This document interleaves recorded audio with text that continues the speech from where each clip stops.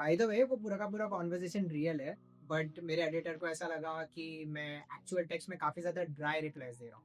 सो उसका सोल्यूशन ये था कि जो मैंने एक्चुअल टेक्स्ट भेजा हुआ है उसे बस कॉपी पेस्ट करके एक एनिमेटेड चैट बना देते हैं। Anyway, so the guy behind quote and quote art ने मुझे मॉडरेट वाली फ्रेम तो भेजी, बट उसके साथ उसने मुझे ये फ्री में एक सैंटियागो बर्नब्यू वाला फ्रेम भी भेज दिया। अब मुझे ना ये कर्ज की तरह लग रहा है मेरे ऊपर, एंड मैं किसी भी कीमत पे ये कर्ज उतारना चाहता हूँ। सो गाइस, क्या आपको लगता है कि आपका बेडरूम वॉल काफी ज्यादा बैरन हो गया है एंड आपको उसे रिवैम्प करने की जरूरत है? So please head to quoteunquoteart.in।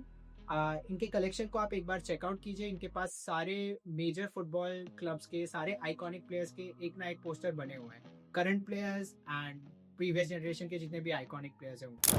अगर आप सिर्फ फुटबॉल में इंटरेस्ट नहीं रखते, if you watch other sports too, तो इनके पास F1 का कलेक्शन है, टेनिस का कलेक्शन है, basketball and of course cricket का तो कलेक्शन है ही।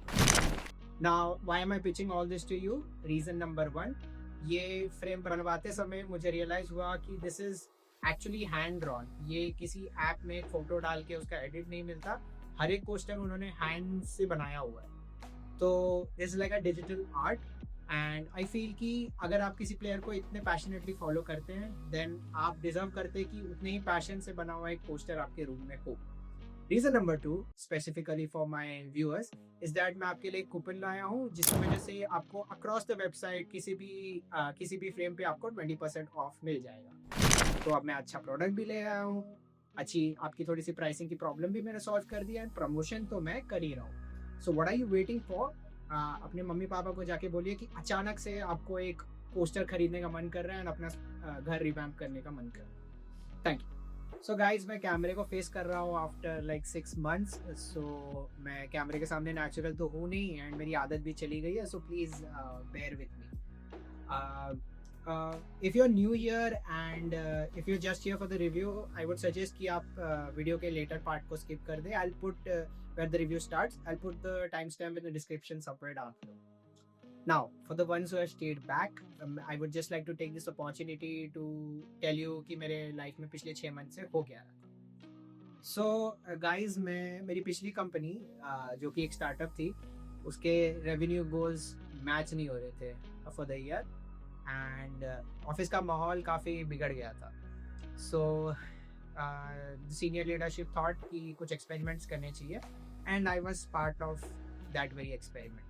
सो बेसिकली उन्होंने मुझे मार्केटिंग टीम से शिफ्ट करके सेल्स टीम में डाल दिया, बिकॉज दे थॉट कि अगर मैं सेल्स टीम से, विच मीन्स कस्टमर से ज़्यादा अगर इंटरेक्ट करूँ, तो I would be able to deliver a better product at a better price.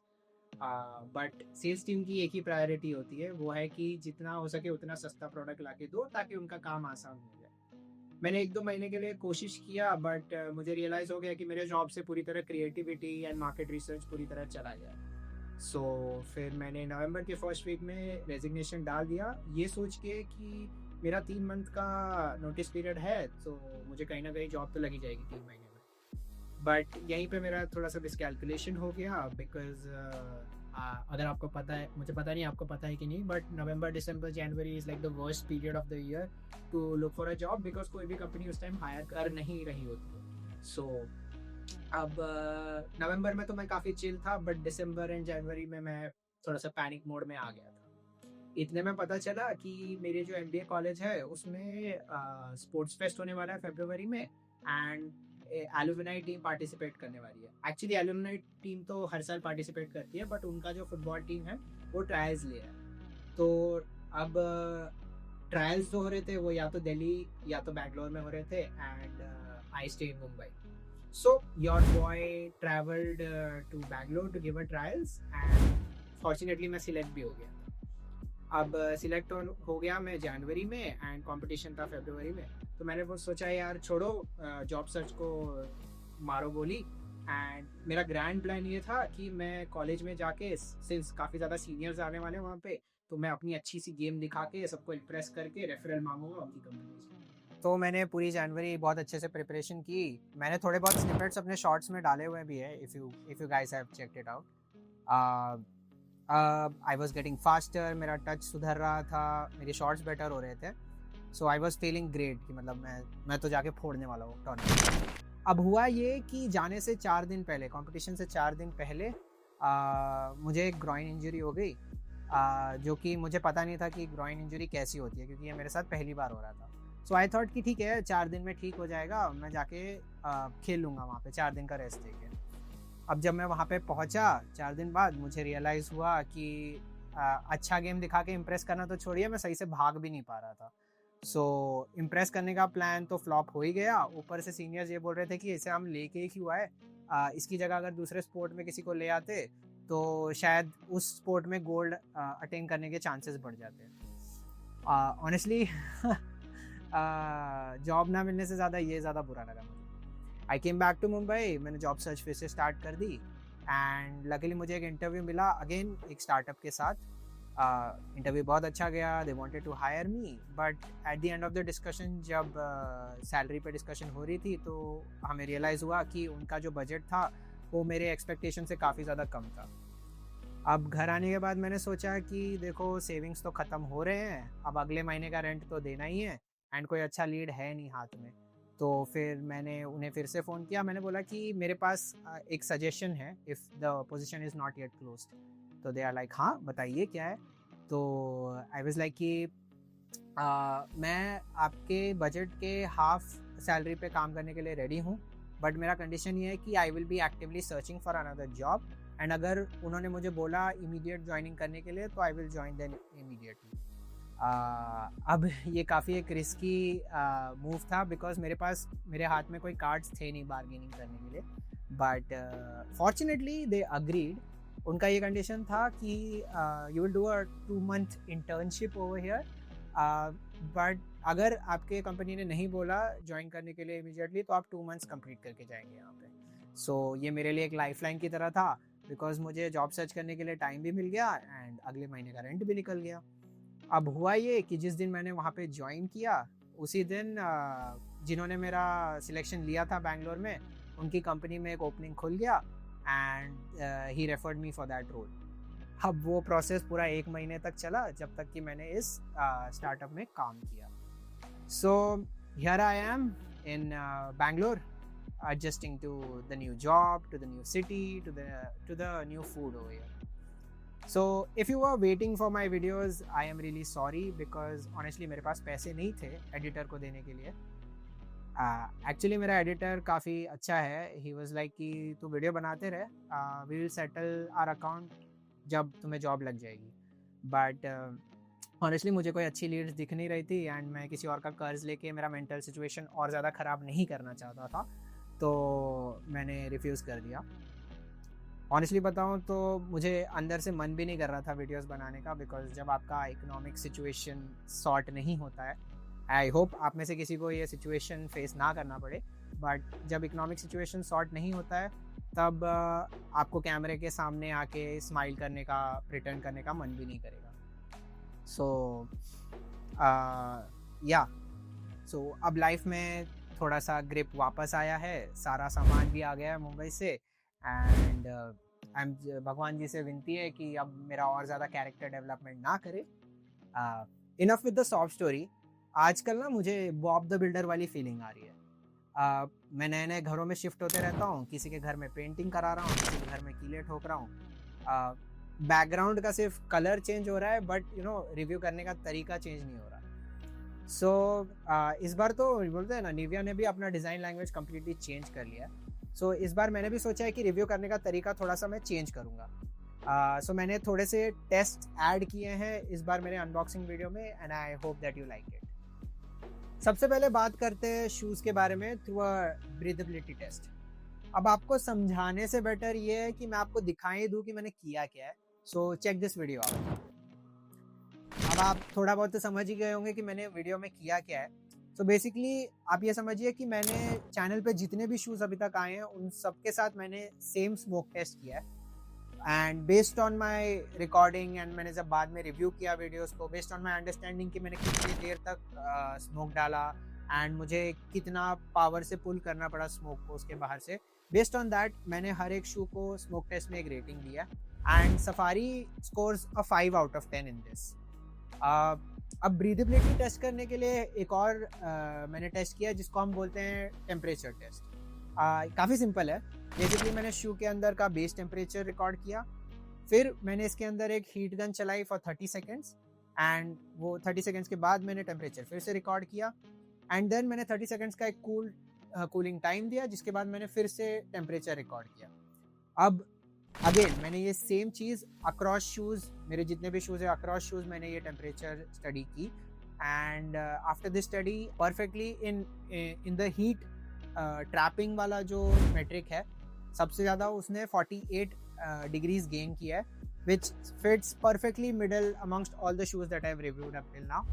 And जब मैंने 30 सेकेंड्स का इसे कूल डाउन दिया तो मैंने रियलाइज़ किया कि इसने अराउंड 22 डिग्रीज लॉस किया है, which again sits in middle of all the shoes that I've reviewed. So breathability smoke test में भी Safari scores an average 5 out of 10, and temperature test में भी Safari is average. So overall in breathability Safari is a pretty average shoe. देखिए मुझे ना Nivea का नया design language काफ़ी ज़्यादा पसंद आ रहा है।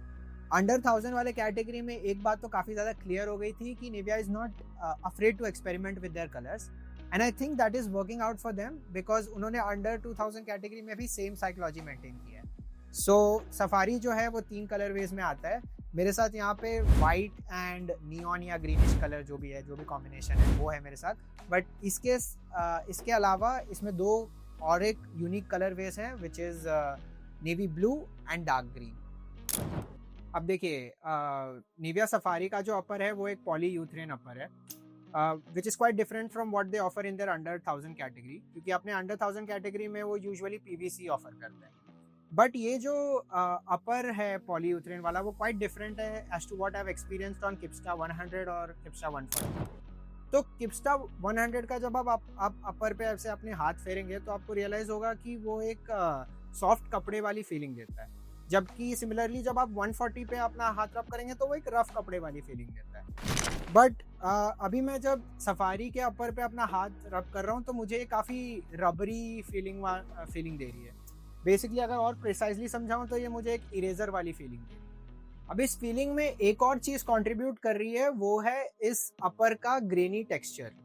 तो यहाँ पे निविया ने एक बहुत स्मार्ट चीज की है कि थ्रू आउट द शू उन्होंने एम्बॉसिंग की है। एम्बॉसिंग का मतलब है कि यहाँ पे छोटे छोटे ग्रेनी डॉट्स हैं जो कि बाहर की तरफ आ रहे हैं, बट जो टो बॉक्स का फ्रंट पार्ट है और जो साइड पार्ट है and then again side of the foot जो पार्ट है उसमें उन्होंने डीबॉसिंग की है। डीबॉसिंग मतलब उन्होंने डॉट्स को अंदर की तरफ किया है, बेसिकली एक सक्शन कप बनाया हुआ है यहाँ पे। तो व्हाट आई थिंक इज कि जहाँ से आप कंट्रोल करते हैं या फिर जहाँ से आप फिनिश शॉट ले रहे हैं या फिर जहाँ पे आप पास करने वाले, उन सब एरियाज में आपको एक सक्शन कप दिया है फॉर बेटर कंट्रोल, बट बाकी के शू में उन्होंने एम्बॉसिंग की है ताकि जब आप अपने हाथ फेरे तो थोड़ा सा एक सूदिंग एक्सपीरियंस आ जाए। शायद मैं बहुत ज़्यादा सोच रहा हूँ, बट डीबॉसिंग इसलिए की है क्योंकि आप बेटर कंट्रोल कर पाए, और एम्बॉसिंग इसलिए की है ताकि आप जब हाथ फेरे तो एक्सपीरियंस बेटर हो। What ever it is, I appreciate the effort. अब इनसाइड ऑफ द शू की बात करूँ तो फिर इसका जो हील काउंटर है वो काफ़ी ज़्यादा स्टिफ है। अब मुझे पता नहीं, ये शायद मेरे साथ प्लेसिबो इफेक्ट हो रहा है क्योंकि मैंने अभी तक शू में ब्रेक इन नहीं किया है, इस शू को ब्रेक इन नहीं किया है, तो शायद मुझे इसका हील काउंटर काफ़ी ज़्यादा स्टिफ हो रहा है। बट डेफिनेटली करंटली मुझे ऐसा फील हो रहा है कि इसका जो हील काउंटर है वो काफ़ी ज़्यादा बड़ा और स्ट्रेच्ड है एंड ज़्यादा स्टिफर भी है। कमिंग टू द इंसोल, ये अगेन काफ़ी बेसिक इंसोल है जो इनके अंडर 1000 कैटेगरी में भी चल रहा है और कुछ है नहीं, मतलब मिनिमल विड्थ, कोई एक्स्ट्रा लेयरिंग कुछ भी नहीं है यहाँ पे। So they have continued with the basic insole. अब रही बात पैडिंग के बारे में, तो अगेन यहाँ पे मैं डिसअपॉइंटेड हूँ क्योंकि अपर के नीचे कोई एक्स्ट्रा पैडिंग नहीं है यहाँ पे टो बॉक्स एरिया में, and even at the ankle area यहाँ पे जो पैडिंग है वो काफ़ी ज़्यादा थिन है, even lesser than what I have seen in their under 1000 category. So या जितने भी उन्होंने प्रोग्रेस की है वो आउटसाइड ऑफ द शू में की है, इनसाइड ऑफ द शू में उन्होंने प्रीटी बेसिक रखा हुआ है। चलिए अब let's move again to the outside of the shoe and बात करते हैं स्टड पैटर्न के बारे में। सो जो मेरा फर्स्ट इंप्रेशन है इस स्टड पैटर्न को देख के वो ये है कि ये काफ़ी सुपर अग्रेसिव है, एंड ऑनेस्टली मुझे तो डर लग रहा है इनके साथ टर्फ पे खेलने के लिए। बट एनीवेज, इसमें 12 स्टड्स हैं, जिसमें से कि 7 डायमंड शेप्ड है, जबकि बाकी के 5 कोनिकल शेप्ड है। सो इनका जो प्लेसमेंट है स्टड्स का वो भी काफ़ी ज़्यादा इंटरेस्टिंग है, क्योंकि 7 में से जो 4 डायमंड शेप स्टड्स हैं वो हील ऑफ द फुट में, which makes sense because not a lot of players pivot using the heel पे खड़ा होकर कोई पिवट नहीं कर रहा होता। बट देन अगेन जो इसके कोनिकल स्टड पैटर्न्स है वो आउटसाइड ऑफ द शू में है, जबकि जो aggressive diamond shape stud patterns है वो इनसाइड ऑफ द शू में।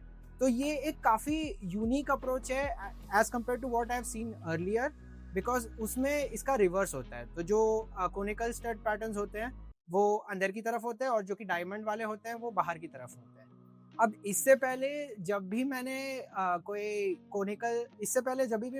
डायमंड शेप स्टड पैटर्न देखी है वो लास्ट टाइम मैंने कार्बोनाइट में देखी थी, जिस उसमें भी जो डायमंड शेप स्टड पैटर्न्स थे वो काफ़ी छोटे थे, और ये वाले जो स्टड पैटर्न्स हैं वो काफ़ी बड़े बड़े हैं, both in size and shape. So मेरा जो इनिशियल हंच है वो मुझे ये कहता है कि these studs are gonna feel super bouncy, but मुझे टर्न्स में काफ़ी दिक्कत आने वाली है। And finally coming to the last part of the video, जो कि है इन शूज़ का weight. So let's check them out. The weight is 275 grams, which honestly is a lot, मतलब ये थोड़े हायर एंड पे पड़ता है। एंड कंसिडरिंग कि इसमें कोई स्पेशल एलिमेंट है नहीं, जैसे कि इसका कोई सॉक लाइनर नहीं है या फिर कोई एक्स्ट्रा एलिमेंट है नहीं, कंसिडरिंग दैट कोई एक्स्ट्रा पैडिंग भी नहीं, कुछ भी नहीं है, सो ये काफ़ी हैवी वेट लग रहा है मुझे ये। I think one of the reasons could be इसका अपर काफ़ी डेंस मटेरियल है, या फिर इसका जो स्टड पैटर्न है इसमें जो एक्स्ट्रा प्लास्टिक है, जो एक्स्ट्रा स्पाइन यहाँ पे दी गई है, I think that is adding weight. But whatever it is, this is one of the heavier shoes. अगर मैं समराइज करना चाहूँ तो सफारी निविया के अंडर 2000 कैटेगरी में एंट्री लेवल शू है। बेसिकली ये अंडर 1000 वाले कैटेगरी वाले शूज़ से थोड़ा सा ही ज़्यादा प्रीमियम है, एंड बेसिकली इस प्रीमियम को जस्टिफाई करने के लिए निविया ने सफारी में जो मॉडिफिकेशंस किए हैं वो आउटर ऑफ द शू में है। बेसिकली इसका जो अपर है उसमें एम्बॉसिंग डी एम्बॉसिंग कर दिया, या फिर जो स्टड पैटर्न है उसको काफ़ी ज़्यादा अग्रेसिव बना दिया। बट इन्होंने जो सिमिलर रखा है वो है inside of the shoe, basically insole या फिर जो अंदर की पैडिंग है उसको सिमिलर रखा हुआ है पहले के शूज़। सो मैं ज़्यादा कमेंट्स पास नहीं करना चाहूँगा, क्योंकि मुझे सिमिलरली कार्बोनाइट प्रो के लिए भी काफ़ी ज़्यादा डर लग रहा था, but it turned out to be my favourite shoe. So मैं अपने सारे ओपिनियंस रिव्यू वीडियो के लिए सेव करूँगा। So until then, thanks for watching, see you in the next video.